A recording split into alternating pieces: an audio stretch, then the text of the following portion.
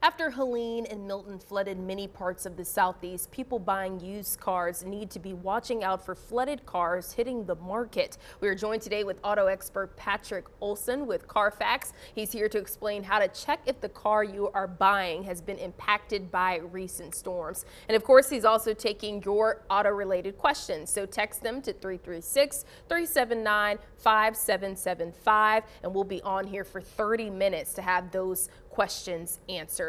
So I kind of want to start here to give people just an idea how many cars have been flooded by these storms. So nationwide before Helene, Carfax created an estimate that was nearly 90,000. But just in North Carolina from Helene, we looked at the counties that were impacted according to state and federal officials, and we estimate that nearly 23,000 cars were flood damaged in North Carolina alone. My goodness. So when considering to buy a used car, what should people look for to make sure the car has not been impacted by flooding? Absolutely. You know, what happens every time there's a major storm, we see sometimes scammers will go into communities and they will buy up cars that have been flood damaged, and they will clean them up and make them look show fresh. But the reality is that these cars are literally rotting from the inside out. So there's 3 steps every consumer should take before buying a car to make sure it's not flood damaged.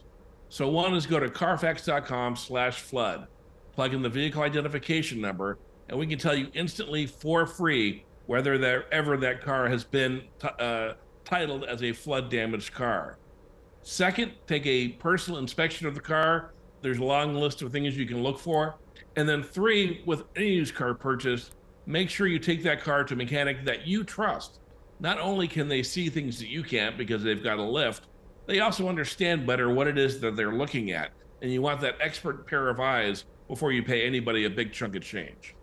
And Patrick, I actually just had a thought. Do people, know that these cars have these type of damages when they are trying to sell the cars like that? Do they know that? Sometimes they can, and sometimes it's apparent by looking at it. For example, there are a bunch of things you can look for to tell if a car has been in a flood. So one, and this one sounds obvious, but look for a wet upholstery or carpeting.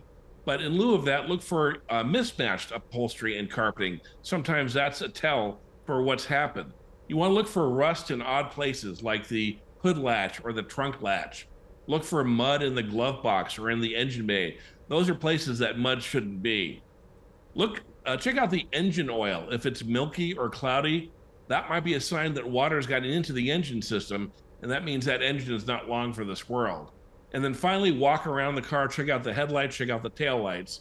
And if they're cloudy or fogged over, that might be a sign that it's been underwater. Wow. And we have about maybe a minute left in this break, but if you're buying a used car, it's really best to take it for a test drive, would you say? Any used car that you want to buy, absolutely take it for a test drive. The crucial thing on a test drive is turn off the radio and listen, right? Do you hear a nice steady strum from the engine, or is there some kind of sharp noises? Do the tires sound like that they are well inflated and that they travel right? How does the ride feel? All of these things are crucial from a test drive. While you can look at cars online, you can't tell how well you're going to like a car without that test drive. So I think that's crucial. Okay, and we're going to pause right here because we want to continue the conversation after the break. We were talking about how you can watch out for flooded cars that are hitting the market. So all you have to do is just text that number right there to your screen for any questions and concerns you might have. We'll be right back.